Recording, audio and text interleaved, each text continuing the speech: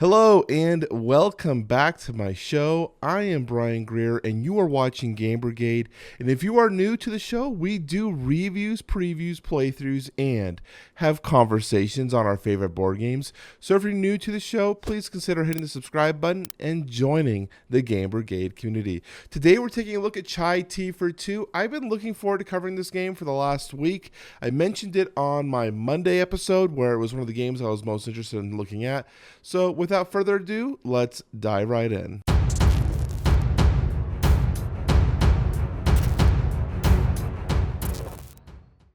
Okay, Chai Tea for Two, the board game. Obviously, this is going to be a two-player game right off the bat, so take that into consideration with your backing decisions. Right now, we're at 29 days to go. This is a long campaign. It's been a while since we've seen a long campaign, right?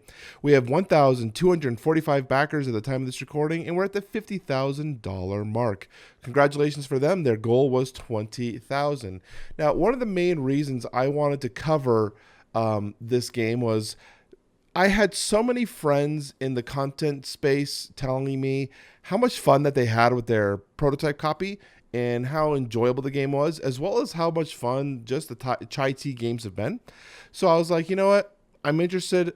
That got me going, so let's take a look. So what I'm going to do is I'm going to give you guys a brief overview of the gameplay mechanics, or you can watch this Tantrum House video. She does a very good job of explaining the gameplay, but if you're not wanting to watch a 10-minute video on that, you can watch this instead. So what we're going to have here is at the beginning of the game, you're going to have these T markers laid out, and the first player marker is going to use this nifty fellow to choose a space. Now, you're only able to go 3 spaces with this, and then both players are going to receive the reward from the T selected, and then that's going to slide over here, which is going to be at the end of the board. After that, players are going to roll your dice. And your dice are going to basically be your action placement cards. Now, the way this game is working with the way the dice are, you have 7 dice for each player. And so you're going to be placing these dice. You either can go here to get these T cards. You can go here to get more different types of Ts. You can go here to move your boards around. There's plenty of stuff. Or you can even go get clipper ships.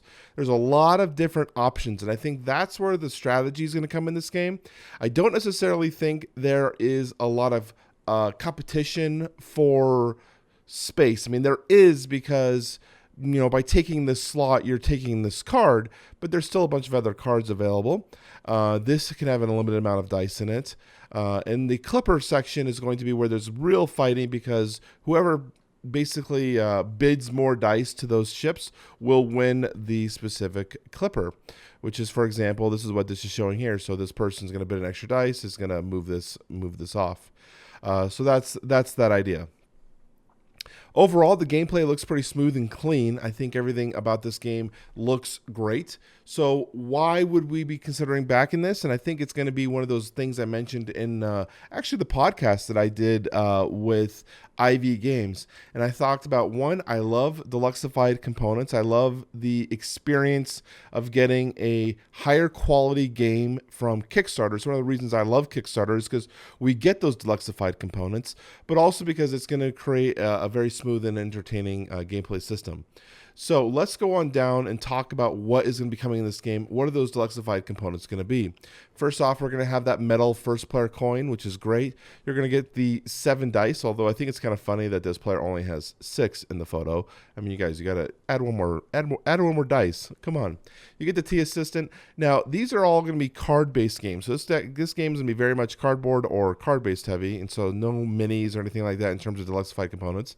You're going to get these beautiful tins, which are going to include all the tea leaves for each tin, as well as every leaf is going to be a little meeple of it, which I think is incredible. So for example, here are the different types of tea leaves you can get. Of course, we really need to see this change or something, right? Well, I don't know what that is. Just a circle for the purple tea. Come on. Why is this guy left out? So we're going to come on down here. Now we have the player board. So there's 2 different types of player boards. These are your plantation sections. Now you've got the standard board here, and then you have the advanced board. The advanced board is going to obviously be a little bit more complicated and complex in terms of how you're going to move your tees up the section. I don't necessarily know how this one works variably compared to this because I haven't read the rule book. But I definitely like the fact that they're giving you alternative options for the complex play, which is great. Your starting character that you get has two sides as well. You have a standard play and you have the advanced play. So I like that as well. So we're going to have this is more just standard cards, nothing too exciting in terms of components wise, other than that the art is incredible. I really like the art. I think they're really doing well, bringing in the Eastern Asian themes and decorations. Really, really cool for that. So we come on down here. You have some of the clipper ships, and they'll. What I think is awesome about this is they actually have real clippers, and they have several junks down here. Actually, yeah, they have 3 junks and 15 T clippers. The junk ships, in case you're wondering, do not mean that these Japanese ships were junk. It was just the term used in that time to stand for like a medium or a large base ship, and they were also fully battened. So you can see that they have these lines here. You guys ready for a history lesson? They have these lines. You can kind of see them there. Those are the battens, and that basically helped the ship maintain the sails rather maintain their form. And so when you were turning your ship, now these didn't suffer from that very often, but this ship, the Endeavor, would definitely suffer it. When you're turning your ship, you'll get that beating of the way of the sail as you're repositioning in the wind. These would prevent that and also, make the sails last a little longer. So there you go. Which I think is cool that they have some different types of boats. These are clippers, very fast-moving merchant ships. And then we come down here and they have the solo mode. And what I think is great about the solo mode is they're actually bringing a historical aspect to it. So you've got the name of the boat, the year the boat was in service, and the name of the captain as well as the company that they're associated with. I think that is really cool.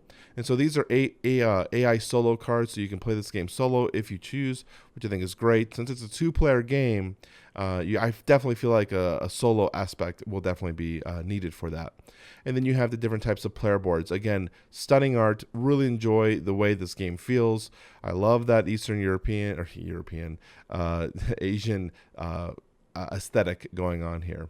And then they're going to include a cartoon in the rule book to kind of explain the history of the game, which I think, again, anytime we're trying to teach people about where things come from or the impacts of their nation, I think is really cool.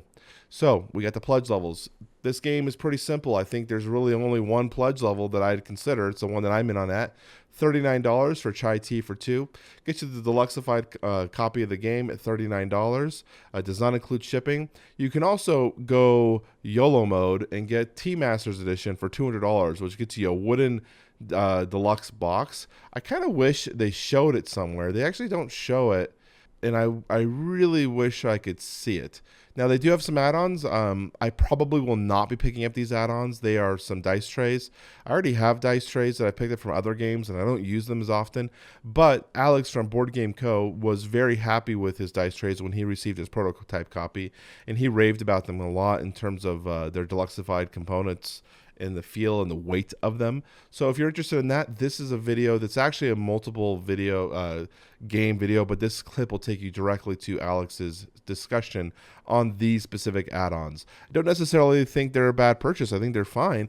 I just don't think I need them for my copy because I have a ton of dice trays. And then in the Pledge Manager, you can choose to pick up chai, which is something I might be considering because I really, really want to play this game. I've been hearing so many good things. People in the Discord talk highly of it. I have other friends in the content space that have been telling me you got to play chai if you haven't already. So I was like, you know what? Maybe this will be a good opportunity for me to pick it up. And then in terms of stretch goals, we've been unlocking some stretch goals. We're at the $50,000 mark, so we still have some ways to go. But we've got the UV spot finish, which is great. We're adding another clipper to the card. And we're going to increase the card stock finish, the weight of the card stock, which I think is good. Because, again, I want that deluxeified feel. I want to make sure my contents of the boxes are going to last for years to come. Of course, I don't know what's going to happen down here. I'd love to know more. And that's about it. So let's go ahead and skip back to me and we'll wrap up.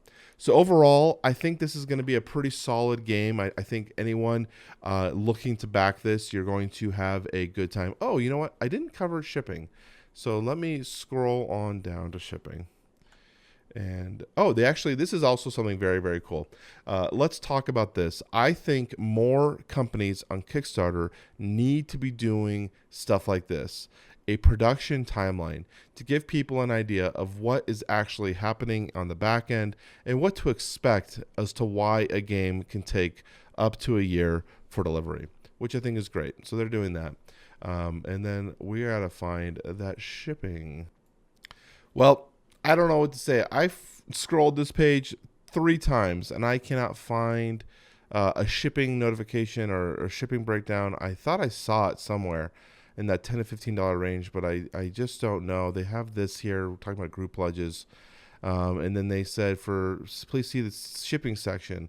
I must be blind because, again, I don't want to sit here with you guys scrolling for 40 days, but I'm just not seeing a shipping chart at all. So, and now we're back in the campaign. So that's that. Man, I'm pretty sure it's not where here at the bottom, is it? I mean, that would be weird. This is usually the risks and challenges. Yeah. I don't know, man. I tried. So let's bring it back to me. All right, so my final thoughts on this campaign. Obviously, you guys can see that I'm back in this game. I am excited for this campaign. I think the game looks really good. I really like the deluxified components, and I'm excited to try it. I want to know what you guys think. Is this something that you're going to be picking up in the Kickstarter or something that you might pick up at another place? Let me know what you guys think in the comment section down below. And also let me know if you guys are backing or not. I'd like to hear from you. This is Brian from Game Brigade. If you want to support the show, make sure you hit the like button. Subscribe if you're new. We'd love to have more people in the community. I will talk to you all very soon.